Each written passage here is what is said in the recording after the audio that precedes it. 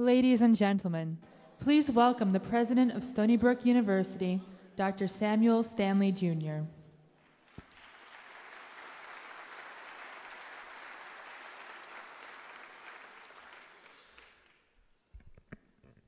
Before I begin my formal remarks, I would like to acknowledge that we have a number of distinguished guests here today who meant so much to Jack and mean so much to Stony Brook University. Far too many for me to acknowledge individually. But I did want to thank Jack's successor and the fourth president of Stony Brook University, Dr. Shirley Strum Kenny, for being here today.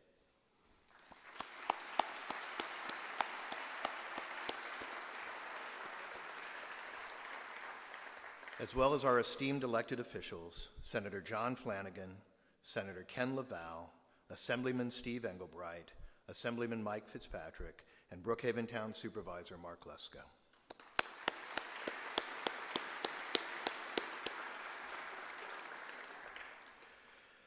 Welcome to Stony Brook University in our memorial service for John Harmon Marburger III, known to most of us as Jack. We gather today to address the extraordinary sense of loss we have all felt at his passing. But I hope we're also here to celebrate the life of a man who meant so much to his family, the University of Southern California, Stony Brook University, Brookhaven National Laboratory, our nation, and science. Jack was born in Staten Island, New York, and grew up in Maryland near the District of Columbia. His interest in science was manifest from a very early age. And in one of those wonderful coincidences that makes life so interesting, John Toll, then in the Department of Physics at the University of Maryland, but not far away from becoming Stony Brook University's second president, judged Jack's entry in a statewide science fair contest. So Stony Brook's second and third president met, little knowing that they would encounter each other again and again in the service of physics, higher education, and science.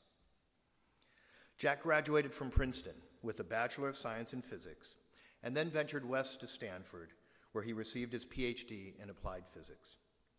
It was at Stanford that Jack met, on a blind date, and eventually married Carol Godfrey, a recent Stanford graduate who was working as assistant director of the Stanford Alumni Association. It was another of those wonderful coincidences, because Carol's experience in giving parties, staffing committees, and most importantly, promoting the value of higher education, combined with her innate intelligence, elegance, and charm, enabled her to make key contributions to Stony Brook when Jack became president.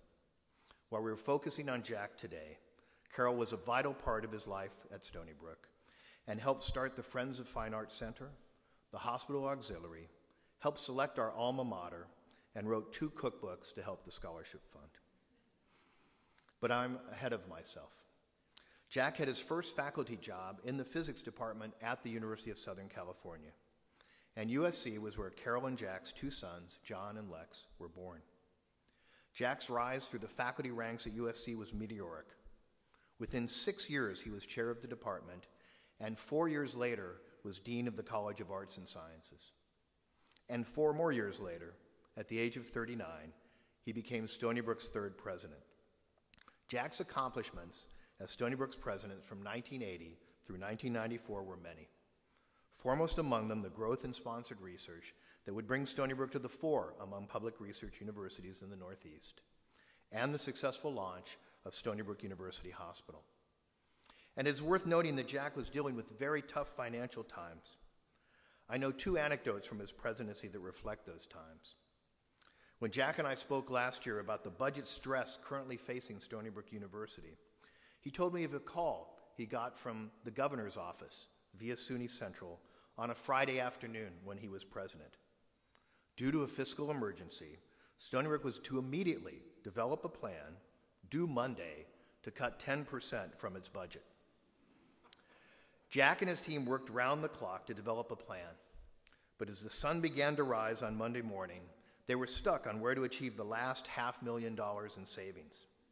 It came down between closing one of the university's smaller schools or foregoing the recruitment of a critical clinical faculty chair for the medical school. After heated and agonized discussions, they finally reached a decision. Right as they finalized the plan, the governor's office called and said, "Never mind about the cuts. We're okay for now." It's nice to know that some things never change. The second comes from the effort to get the hospital built. Construction was being held up around sewer lines for the new hospital that would need to run under Nichols Road. When asked about the nature of the problem with the sewer lines, Jack, who was always eloquent, yet precise in his language, said, "You see, what we were dealing with is a fundamental law of physics. Blank flows downhill."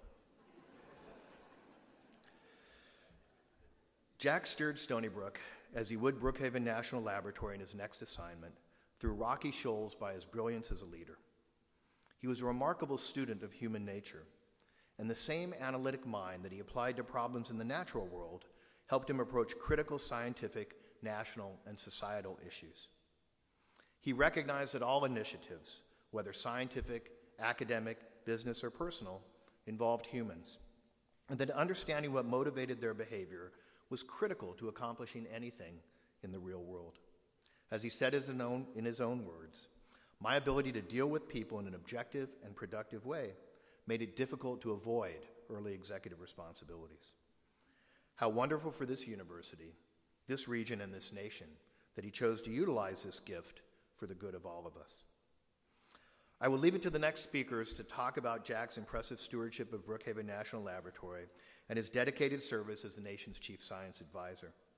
And we'll conclude by saying just a few words about my chance to work with Jack in his role as Stony Brook's Vice President for Research, and what I learned about him during that too brief time. Jack agreeing to become Stony Brook's Vice President for Research was wonderful for the university, and frankly, wonderful for me. In one sense, there was this very appealing symmetry, as I held the job that he had held at Stony Brook, while he held the job that I had recently left at Washington University in St. Louis. Thus, each of us could advise the other on our current jobs and our complementary areas of expertise in research: physics, engineering, and the Department of Energy for Jack, life sciences and the NIH for me, was very helpful, I hope, for Stony Brook's research strategy. Jack was an amazing colleague during this time, going full bore despite his battle with lymphoma, working to reorganize the research office, and working tirelessly in the science policy realm, a field that he, perhaps more than anyone else, worked to establish as a discipline. I miss our weekly meetings around the oval-shaped white Formica table that John Toll purchased, each of us sitting in one of the black vinyl chairs that Jack purchased for the university. I miss his wisdom, I miss his counsel, and I miss him. I can't close without talking about Jack's courage in facing his lymphoma. As a physician, I have seen many individuals battling grave illnesses. He was frank and analytical about his disease, fighting till the very end, but always unafraid. And perhaps characteristically, for someone who had accomplished so much, he still felt that there was much to do, and yet he was not sad for himself, but rather apologetic to us that he would not get everything done. I want to thank Jack's wife, Carol, his sons, John and Lex, his sister, Mary Hoffman, and their families for allowing Stony Brook University to host this memorial for Jack. We are so grateful that you are part of the Stony Brook family, and greatly appreciate your and Jack's generosity in establishing the John H. Marburger III Memorial Fund, which will support women undertaking graduate studies in the physical sciences, engineering, or mathematics, fellowships for graduate students in music performance, and the Pollock Krasner House. Those who knew him well knew that music was a central part of Jack's life. And now I would like to introduce Gil Kalish, Distinguished Professor of the Department of Music, to play our first piece. Gil.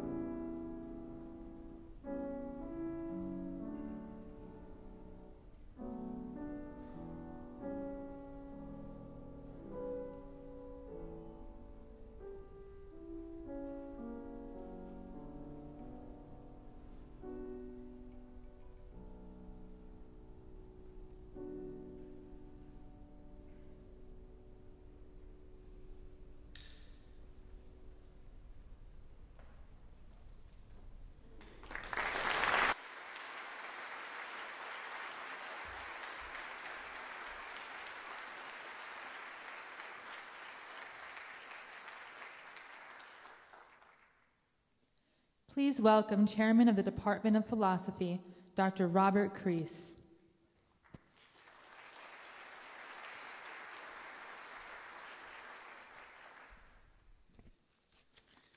I had the tremendous pleasure of co-teaching a course with Jack Marburger on the social dimensions of science, and I also spent many a long lunch with him talking about the history of science.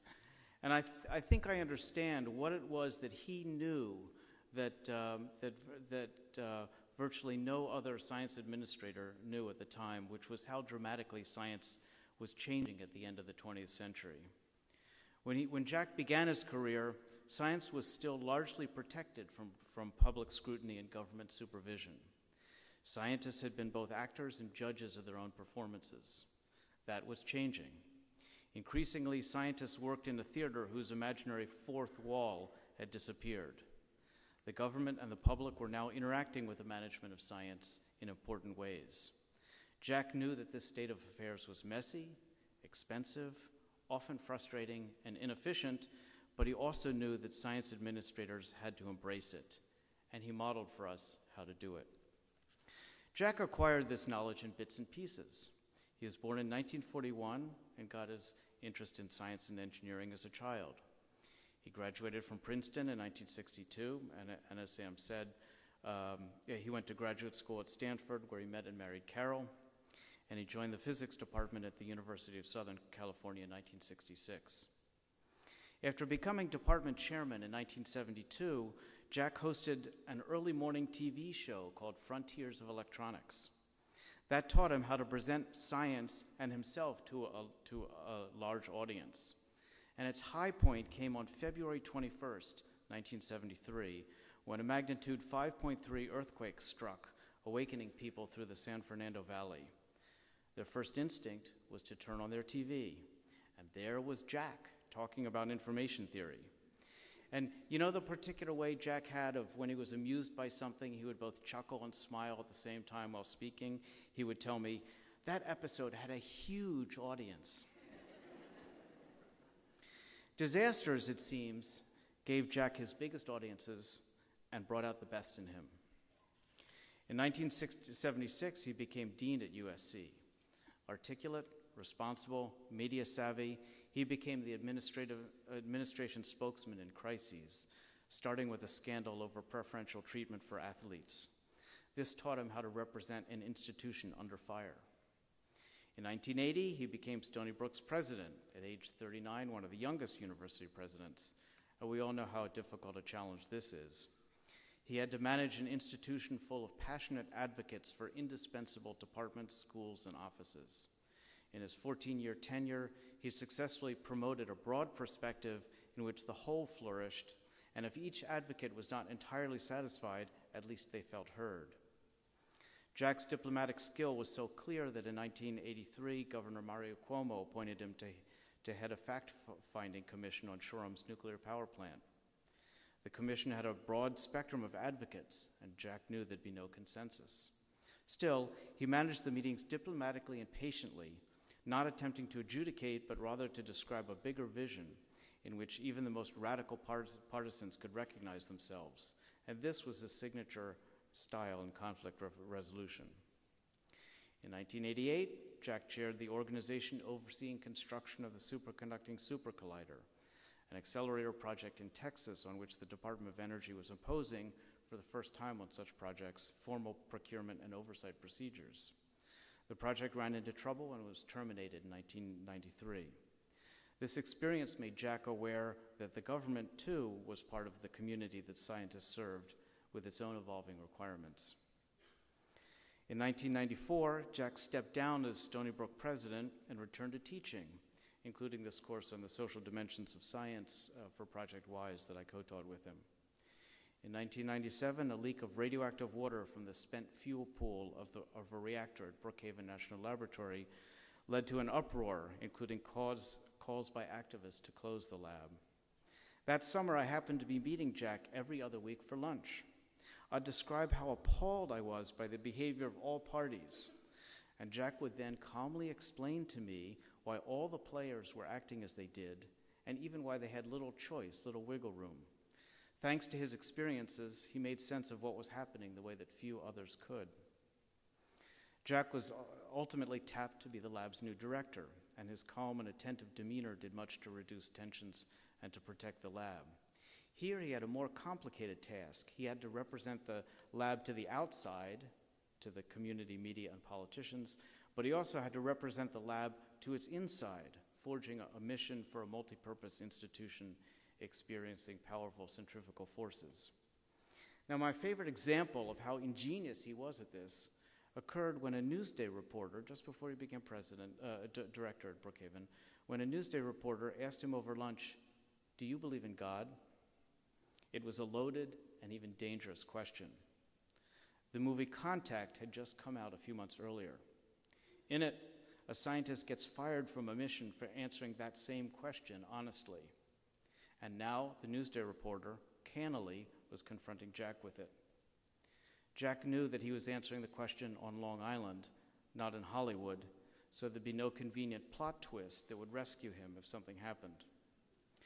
He told me that he briefly considered ducking the question, saying this is something personal, which would have been quite acceptable. But given the circumstances in which he took over, he finally decided to answer it head on. And his answer was honest, yet phrased in a way that even those who disagreed could not fail to respect him. As an example of how to speak to reporters on potentially inflammatory issues, it was brilliant, even breathtaking, given that it was improvised over a plate of pasta. In 2001, Jack took the most controversial job of his career, science advisor to President George W. Bush. Here the challenge was still greater and more complex. He had to represent the scientific community and its findings to the administration, and he had to represent the Bush administration, which was free to accept or ignore those findings, to the scientific community. Many scientists were upset, finding these two roles orthogonal, even antithetical. Not Jack. Many wanted a white knight on a charger who would do battle and vanquish the enemies of science. In Jack, they didn't get that. They got something better. Jack did not waste energy in high-profile controversies that were not in his power to influence. Instead, he took on important issues in his power, setting out to fix broken connections in the unwieldy machinery by which the government approves and funds science. Jack approached each seemingly impossible task the same way. He sought the broadest perspective and invited all the actors to share it, encouraging them to step off stage from their dramas. This would usually take down the tone enough to reach compromise. The rest of us find this difficult to understand. We tend not to forgive those who compromise, viewing them as selling out or lacking in principles. But in seeking to cultivate the offstage perspective in each controversy, Jack was the most principled of all. This approach also allowed him to weather criticism, which was one of his signature traits. He treated criticism as nothing personal, but a predictable byproduct of social conflict. Jack's skills as an administrator overshadowed the fact that he was a great teacher, historian, and even philosopher. One example, quantum mechanics fascinated him, and he once told me that he thought about it nearly every day of his life. He and I often discussed its history and read the original documents together.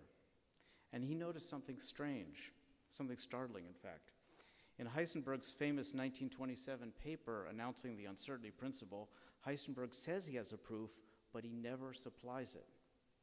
Now, the uncertainty principle is true, and since then it's been proven in many different ways, but everyone assumes, until recently, everyone assumed that Heisenberg was the first to prove it.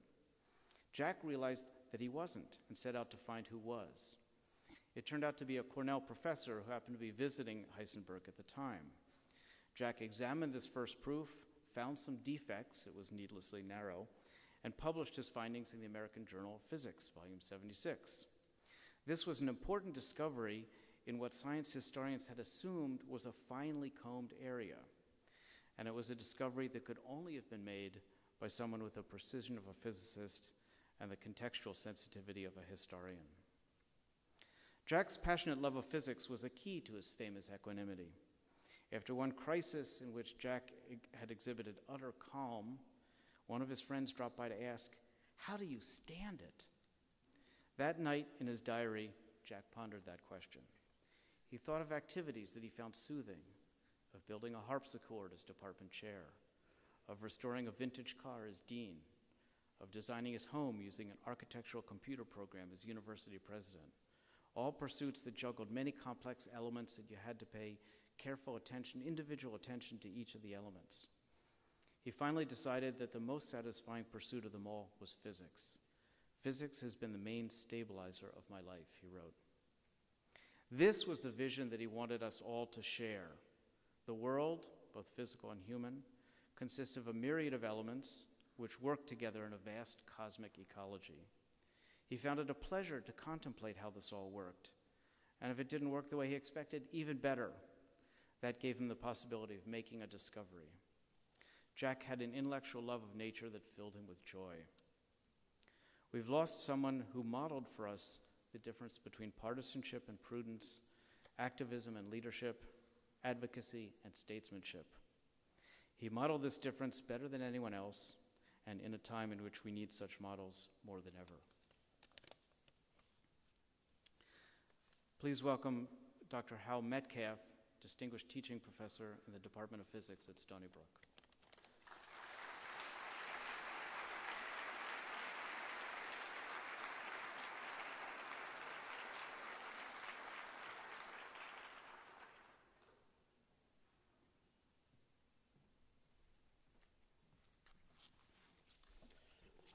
I'm honored to be here, and I was humbled by Carol's request to come and speak here today.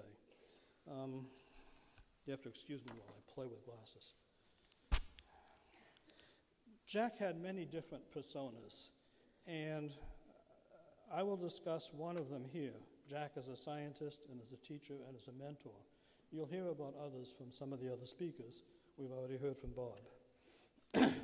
So let me begin with his presidential years.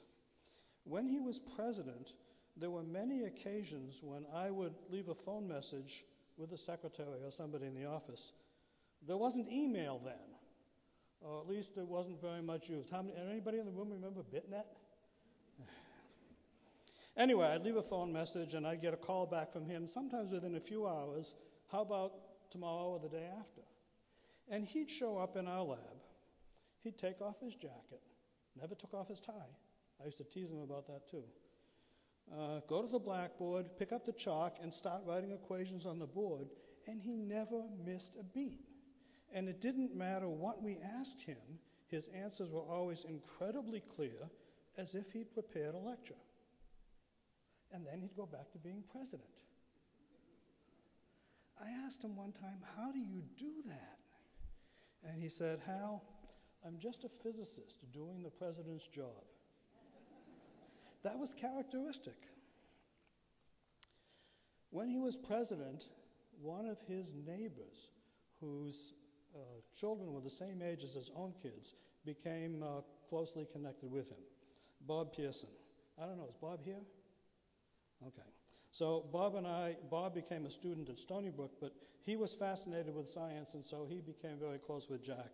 And we had a couple of email exchanges, and I just want to read a couple of sentences. We built a nitrogen laser. Now, building a nitrogen laser is not something like building a model airplane. You don't just put the pieces together and say, let's see if it flies. This is a sophisticated piece of electronic and optical equipment. And what Bob wrote was that Jack had superb manual skills, and my reaction to that was, wow, this is usually not what's found in a theorist.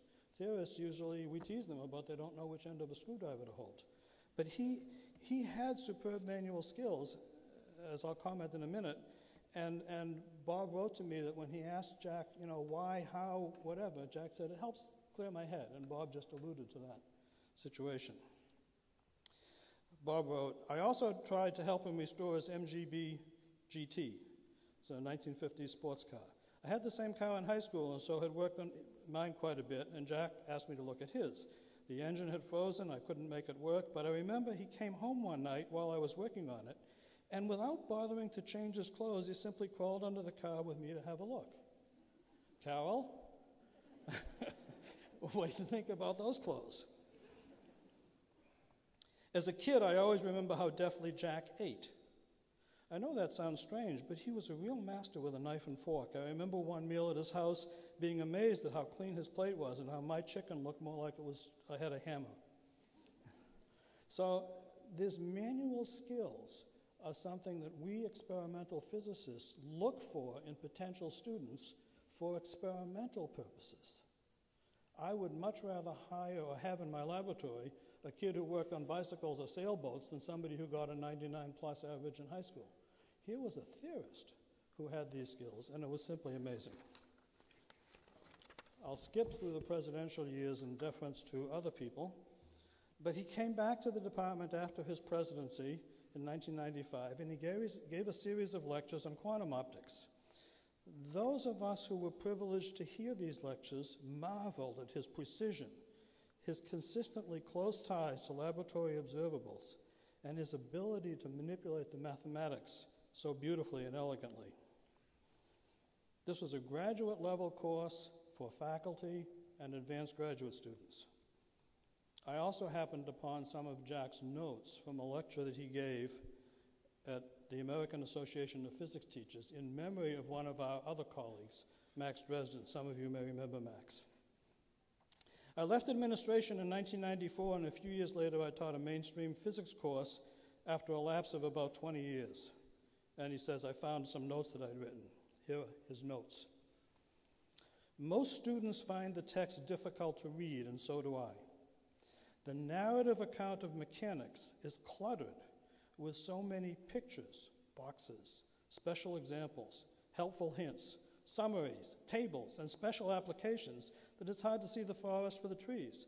I told the students the text is like a toolbox, not to be read like a conventional book. It's about as heavy as a toolbox full of hammers and wrenches, and I didn't want to carry it around or take it home. This reflects his philosophy. He was a superb mentor and teacher in addition to being an excellent public negotiator. He made close connections with one of my own graduate students. They wrote some papers together on a problem that my student had just gone to him and asked about. Sometime after that, he left us again and went to Washington. In Washington, he and I had frequent communications, but I received an email that he had written in response to an inquiry from a high school student. This is in the fall of 2002. He'd been there for a little over a year. And these high school students, sometimes looking for mentors, would write, just go to a website or try to find some list of people and just write blindly. And so she wrote, I was wondering if you could inform me on whether or not your labs were open to high school interns. Jack's response: thanks for your email inquiring about internships and my research interests. I am currently on leave from Stony Brook University while serving as President Bush's science advisor, and I'm not doing any research while I have this responsibility. I do want to encourage you to keep studying optics, however, which is an active and exciting field just now. Two exciting areas in optics now are the use of laser beams, blah, blah, blah, blah, blah, and went on for 2 screens. To a high school student who wrote in blindly. It just shows what kind of a person he was and how much he cared about teaching students at all levels. He returned from the White House, came back to us. He didn't return right after the election. He stayed until the inauguration. So he was in Washington in January. And in the first 2 weeks of February, I had the privilege of introducing him twice. First, to the department, where he presented a colloquium on precisely this topic that Bob had raised about the history of the uncertainty principle. The uncertainty principle fascinates everyone. The uncertainty principle is certainly true, and the story that you just heard is correct. By the way, this paper that Bob referred to is very recent. I think it was published in 2006 or something? 2008. It's very recent. The topics could not have been developed, could not have had any relation to what he was doing in Washington, so it was clear that he was doing other things as well as the jobs he was responsible for in Washington. Of course, he had to deal with uncertainties of different kinds, but that's a separate question. The following week, I introduced him again as a seminar speaker in our research group, again, faculty and graduate students in physics, where he gave a talk on a subject he called the indicator sphere. It's a very sophisticated geometrical interpretation of what happens when you shine light on atoms. And it involves not just spheres. I have enough problem with spherical trigonometry, and I'm sure many people in this room do as well. But this was a hyperbolic spheroid of revolution. And he just manipulated the pictures around as if it was a plain sheet of paper and he was doing high school geometry. It was an incredible talk. I wish I could understand it. I wish I could reproduce it. But because it was so very fundamental in its approach, it taught us how to think in different ways. It exposed his very deep and intuitive geometrical sense, and I was astounded. In the fall of 2009, he gave another course in quantum optics. And there was very little repetition from what he had done in the previous course, and so it was clear that he had spent much of his time thinking about physics, as we have heard how much he loved it. Again, we were all astounded at how beautifully he did things, how carefully he prepared the notes that he distributed, and as before, the dozen or so students sat in awe of his superb exposition of these complicated topics. The lectures were a marvel of elegance and clarity. One of my colleagues, Marty Cohen, said that a man of such high prestige, that a man of such high prestige would take the time and have the patience to explain on such a detailed level to people who didn't understand the kinds of things that he did. It was simply amazing.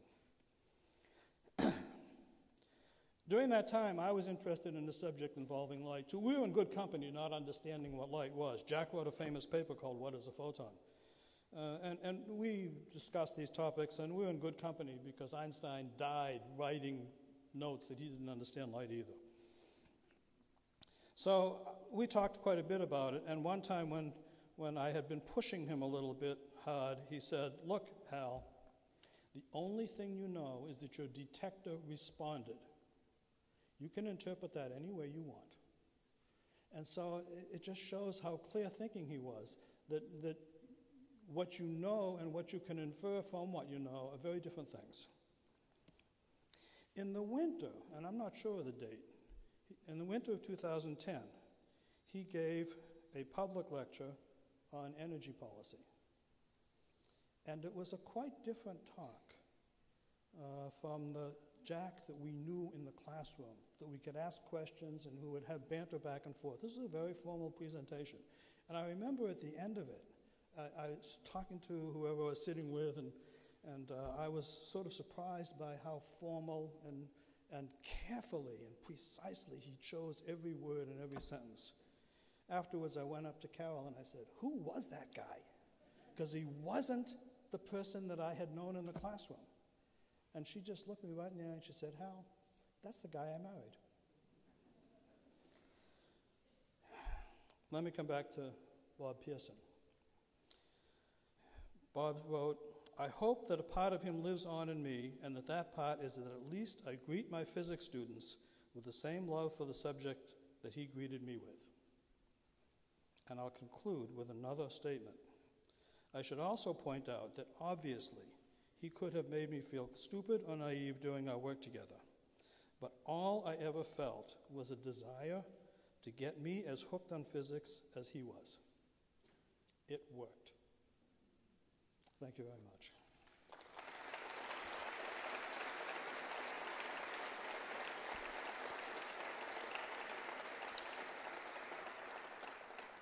I'd like to ask you to welcome students from the Department of Music who are going to perform violin quartet for us.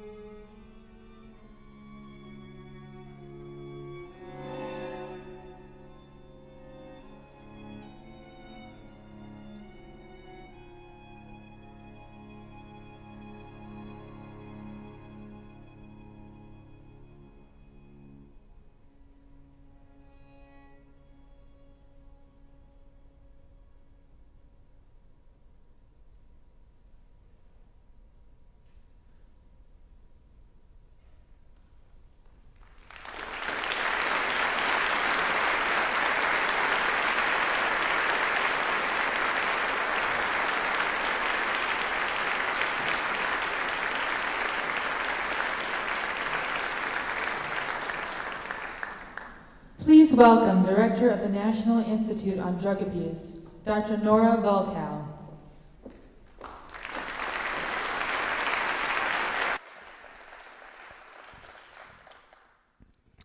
Good afternoon. It's a honor for me too, and it humbles me that Carol also asked me to give a few words for such a remarkable man.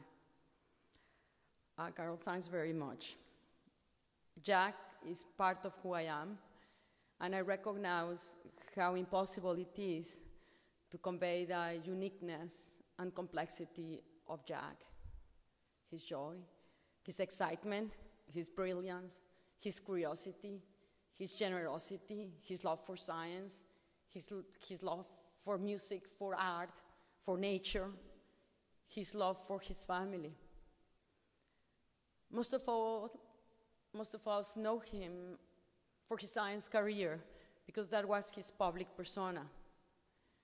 And he was a remarkably visionary man that recognized way before others the transformation in science that increasingly required the generation of laboratories of interdisciplinary nature and diversity, where one could eventually address the problem of complexity. He was also an eloquent speaker. And in fact, I first met Jack in 1998 when he had just arrived to Brookhaven National Laboratory as director of the lab. And within a few days, he called in a town hall meeting. And this was at the time when Brookhaven was under attack because of the tritium leak. And the community was very angry. There was a proposal to close the laboratory. And there was, therefore, a lot of concern and fear that in this town hall, things could turn violent. So I drive to Shoreham High School, and I'm mesmerized about what I see. For 2 hours, Jack held the attention of the audience, describing the nature of the problem, answering their questions. He did not deviate. He did not appear distracted. And there was not a single person that antagonized him. So intimidated, just like Carol, I go to him and I said, "How did you do it?" He looks at me with that eloquence and smile that he says, "Piece of pie." I listen. I try to understand and give an answer that is meaningful to them. And within months, he had changed the attitude of the community, so we no longer saw neighbors picketing at the entrance of the laboratory, but instead saw them visiting the laboratories and the beautiful site of Brookhaven National Laboratory. But his ability to show dramatically change the opposition was not just due to his eloquence as a speaker, but also for his ability to generate trust in others. And he was able to do that because Jack cared deeply about people. He had that rare mix of courage and generosity that allowed him to forego his own personal interest for that of a mission that goes into the future for science, for the education of the new generation. He also was an extraordinary friend. And how could he not be? I mean, many of you may have seen that joy, that excitement when he saw you that was infectious. How can one forget the parties and dinners that Jack and Carol did in their house where they would bring people together? And I particularly remember one of them where he actually brought a group of artists from New York City because he says, "Imagine, Nora, if the artists can use their talent to portray the beauty of science, the impact of what we do." So he brings them into their house, and at the end of the night he says, "Why instead of driving all the way to the city, why don't you stay over?" And that resulted in very long-lasting friendships, and some of these artists now have made science their main subject in their paintings. And as I think of all of the things that Jack left us, I'm trying to say, well, what is the lesson that I cherish the most? And I think it's a difficult one, but I think it's the ability that Jack had of bringing out the best in each one of us.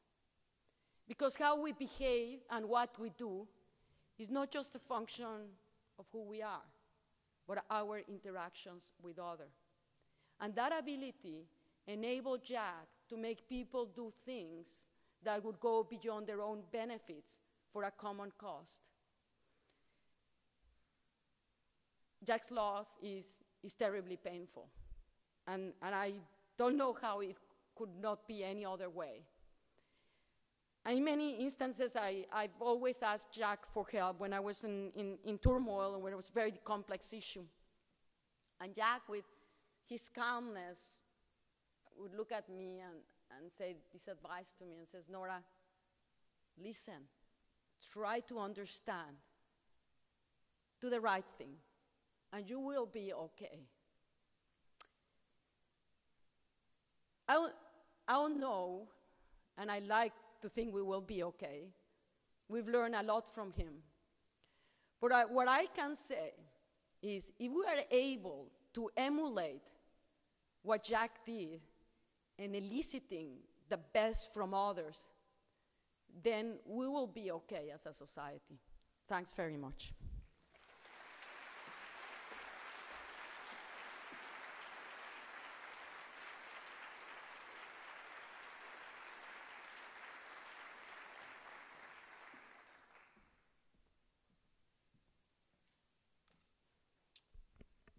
I'm Richard Russell, and I worked for 8 years with Jack at the Office of Science and Technology Policy in the White House.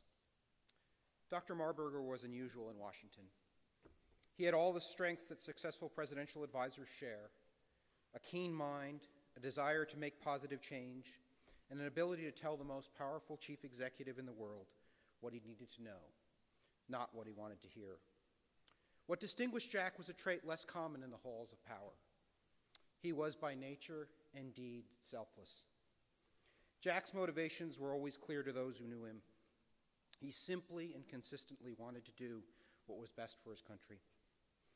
For 8 years, Jack gave the President of the United States the best scientific advice available, and his advice had significant and positive impact. President Bush deeply appreciated it. The President's science advisor and the office he runs are frequently discussed in the context of scientific funding. The job is often seen as primarily a mechanism for developing the scale and direction of federal funding of scientific research. Certainly, that's an important part of Jack's job. His vision for prioritizing and enhancing basic research in the physical sciences led to the creation of the American Competitiveness Initiative, the centerpiece of President Bush's 2006 State of the Union and his second-term domestic policy agenda. It is a model that still drives federal science funding today, giving priority to basic research in important agencies like the Department of Energy, the National Science Foundation, and the National Institute of Standards and Technology. But Jack was responsible for so much more. At a time when the Secret Service was deeply concerned about mail deliveries to the White House, Jack's team, under enormous time pressure, developed and tested protocols to kill mail-borne anthrax. These protocols allowed the federal government to once again receive correspondence. When antiquities started to go missing after the invasion of Iraq, Jack created an interagency group which helped modernize Iraq's museums, enhancing their security, digitizing manuscripts, allowing Iraqi scholars to study overseas, and updating their restoration and preservation processes. He led the U.S. delegation to help protect freedom of expression over the internet from efforts by totalitarian regimes to increase the control over networking standards. Through his office, he retooled and dramatically improved the federal government's plans to centralize cybersecurity. It was Jack who shepherded the creation of an enhanced tsunami warning system, and Jack who helped craft a vision for space exploration, a vision which, had it not been recently abandoned, would have made sense of NASA's manned space program. And it was Jack who put together the team that negotiated the Nobel Prize-winning 2007 IPCC report on climate change. Through it all, Jack's love was always for science, and he spent much of his time considering the best ways to advance science policy. To Jack, science didn't dictate policy, it informed policy decisions. Yet when it came to science policy, there was little hard scientific data to guide policymakers. In the field that he cared most about, his advice was often based more on common knowledge than scientific evidence. To address this deficiency, Jack created a new interdisciplinary field of research.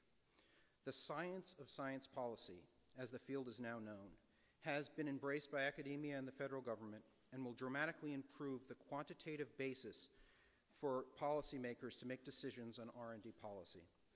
The science of science policy is one of Jack's enduring legacies and should pay great dividends for the research community in the years that come. Jack was not simply a talented presidential advisor. He was a great boss. The Office of Science and Technology Policy, which he ran, is a special place. It recruits the best scientists and engineers from across the federal government. It is a great collection of dedicated people and sharp minds.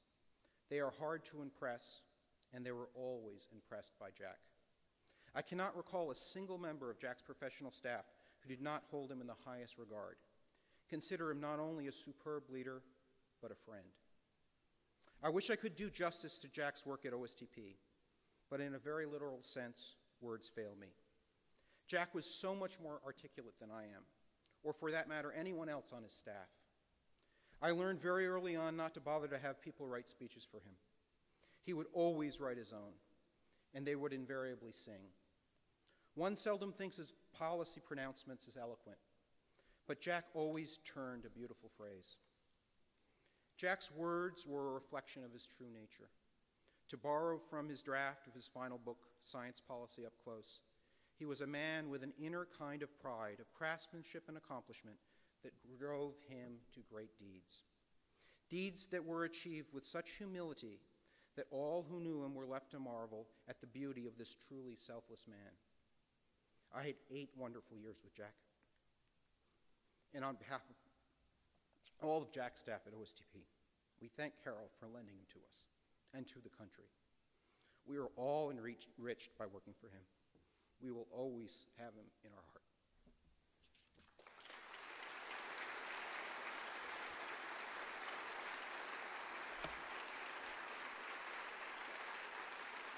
And now let's please welcome back Gil Kalish.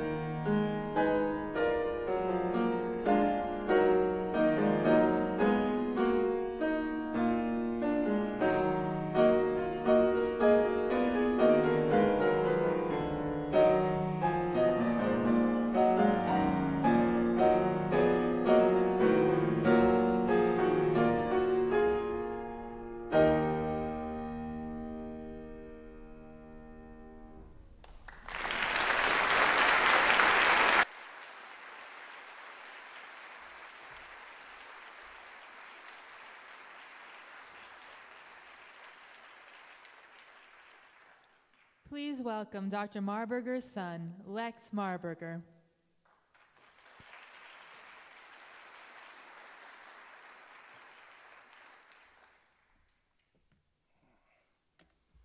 Good afternoon. This is a little odd. Normally when I'm on stage in front of this many people, I'm usually behind a drum set. So I guess this will have to do. But what I wanted to do was to tell you about how I knew Dad and what he meant to me and what I learned from him. And then I found myself staring at a blinking cursor for a few weeks. Because what I saw in my head were moments, phrases, images that spread like ripples across 38 years. Everything was connected, but at the same time, there's no possible way to provide the context to give these disjointed moments any sort of narrative. But two things kept coming back into focus, a quote and a memory. So if we're going to start anywhere, might as well start there. The quote is a line from his book, Constructing Reality. If we agree that life is more than a dream, that our consciousness dwells in a universe that includes things other than itself, then what is the nature of those things? So what is it about that quote? I mean, there are plenty of memories to choose from. How he coached me through my first bloody nose, or struggling with him and my brother John, trying to drag a sizable rock out of the woods to use as a focal point in his garden.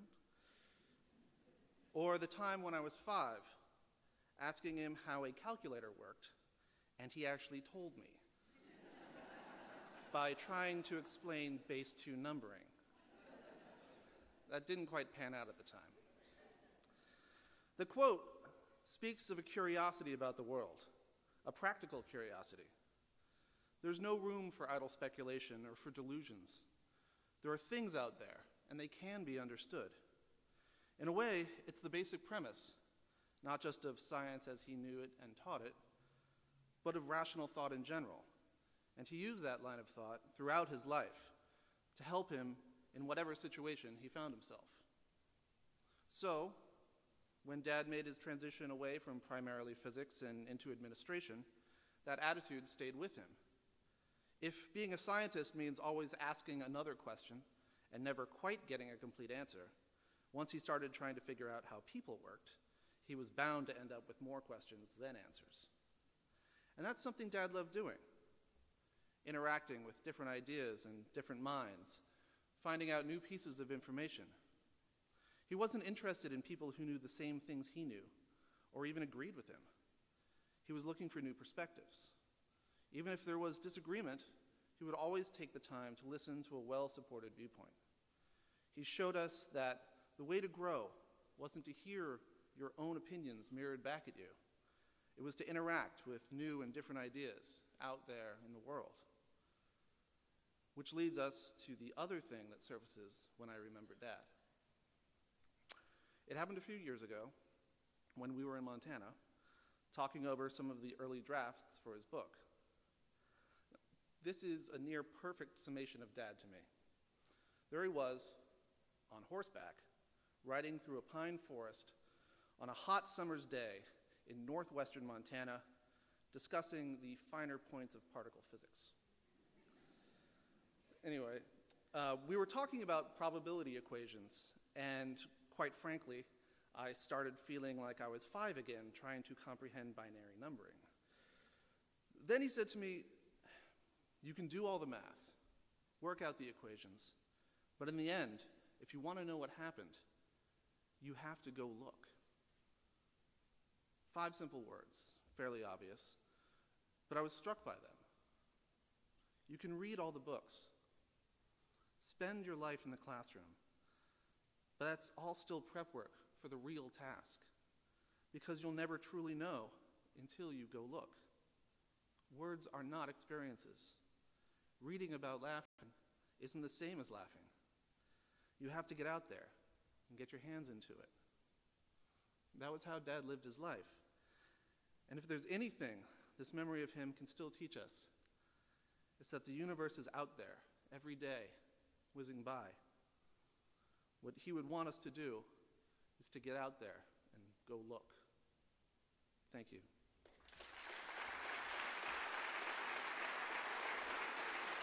And now I'd like to introduce my brother John. Thank you.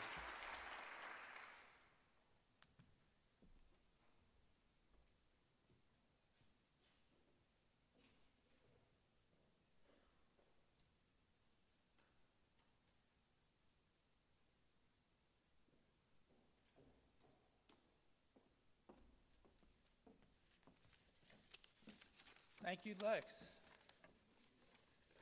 Wow. Hello. Okay, thank you all for coming. We're here honoring my father's life today, and any survey of his life would be incomplete without mentioning this fact. He was a real handy guy. And have you heard something about his manual skills? And by the way, Bob Pearson was a good friend of mine. He lived through the woods, a couple of houses. And a great guy. He's a physics teacher now. That's great. So, anyway, I want to talk a little bit about that. I think you would want me to mention it because he was humble, about that. He didn't talk about it much, but it was a real source of pride for him. So I'm going to take the liberty to talk about it. He didn't get the chance to work with his hands much because he had a few other important things to do, like advise the President of the United States and so forth. But he had a basement shop all throughout that time. And even in his apartment in D.C., he had a little fold-up wooden table with like vises on it and saws and all these kinds of woodworking tools, and he could just fold it up and put it against the wall. It was perfect. So anyway, he would his father had shop and tools too. I think that's where he got it. He made complicated model ships, mortise and tenon fence for the yard in our house here in Long Island, custom lattice work, wooden transoms above doorways in the house, and so on. He liked the old school craftsman style of carpentry and Japanese carpentry. He thought that was cool. And he took pride in being able to make these things himself. And from him, I got the idea that these things could be done. Not only with wood, but I remember when I was 5 or 6, he and I soldered a toy robot out of the clipped off leads of resistors and capacitors from one of his electronics projects. And I just thought that soldering metal together was the coolest thing I'd ever seen. And I was convinced that he could do anything.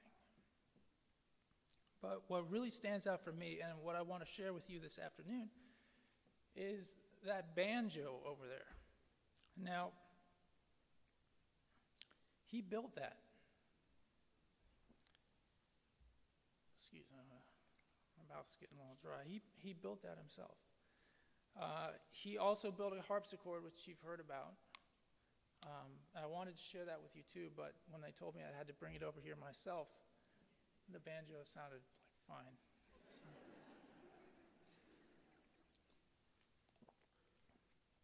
He built that banjo from a mail order kit. He started with raw unfinished wood and other parts, and he put it together with care over a long period of time. I think it's got like 7 coats of lacquer on it or something. It's no resonator. It's just a simple Frailer-style banjo with 5 strings. Now, he gave it to me some years ago with no fanfare, like it was no big deal. He just said he was never going to play it himself, so he just wanted to make one, So he gave it to me. And this is while he was still president here at Stony Brook. So I want to honor his memory today by playing a tune on the banjo that he built himself. But before I do, I'd like to read you some of his own words. Now, after I decided to play this tune today, which he'd heard before, actually. He's heard me play this tune. It's called Little Birdie. My mother sent me a package with some of Dad's old writings that she had come across. And what I'm about to read to you was written in 1961 when he was 20 years old, and to me, it still resonates. What a joy to live. Each breath is a new experience. Each sound, every scene, novel and exciting. The calls of birds are no longer associated with the birds themselves. The wind is a strange force, no relation to the air I breathe, and the leaves on the trees shudder of their own volition. Nothing is explained, nothing expected. I make no attempt to interfere with my impressions. I am an instrument, a lute perhaps, or a guitar, and the supple fingers of nature strike chords deep within me.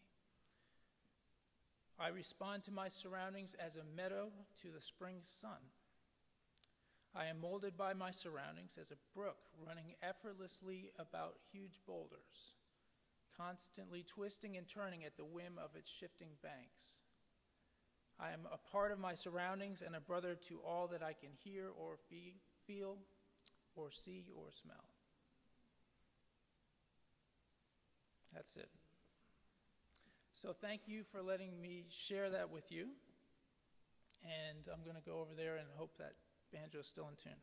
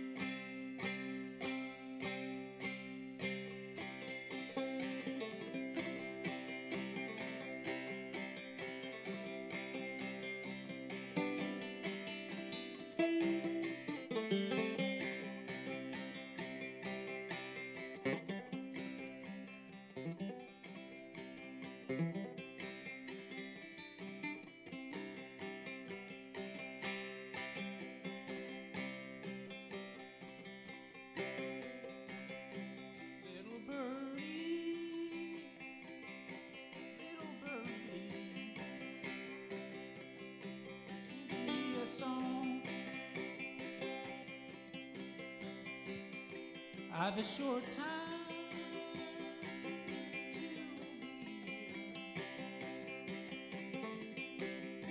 and a long time to be gone.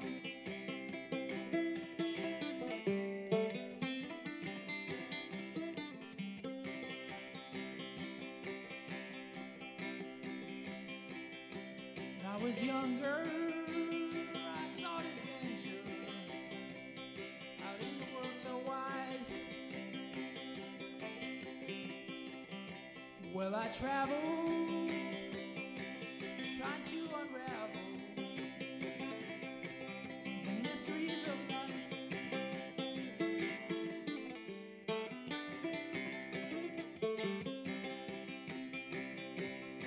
Now I'm older, hair is silver, and time's not on my side. Trying to solve this Chinese puzzle before the end of the ride.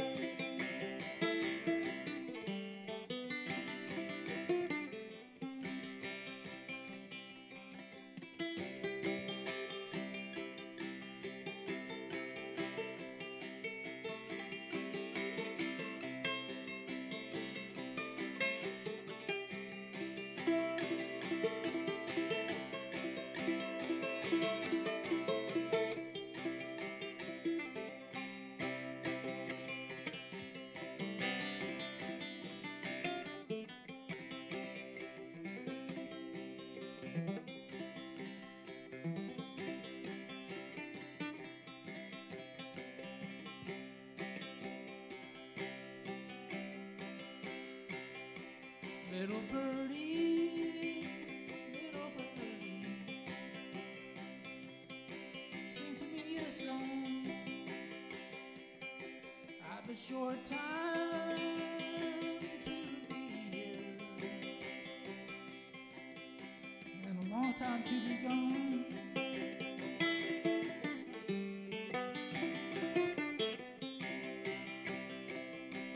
You are the question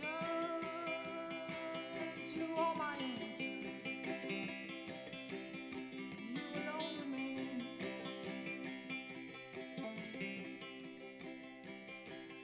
My inspiration when all my answers have been stripped away.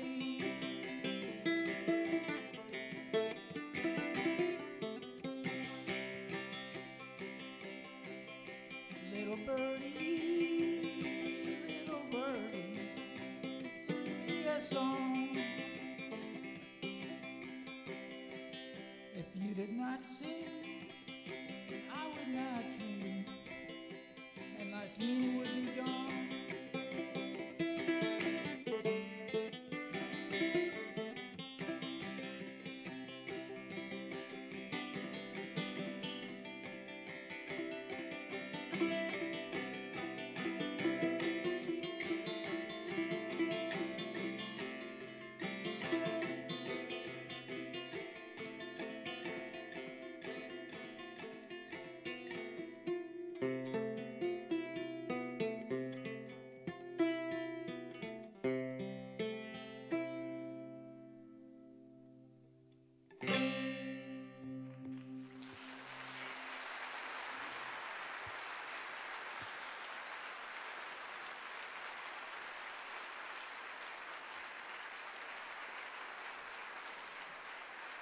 That's for you, Dad.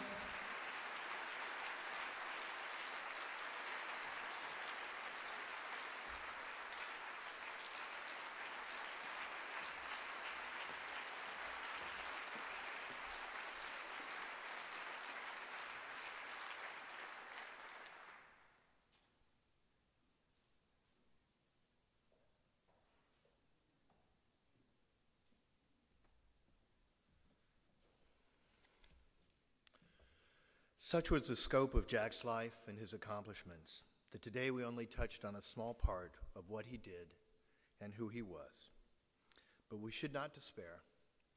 At Jack's request, his archives will be established at Stony Brook University, so we will have access to his wisdom in the decades to come. The poet Longfellow said, "When a great man dies, for years the light he leaves behind him lies on the paths of men."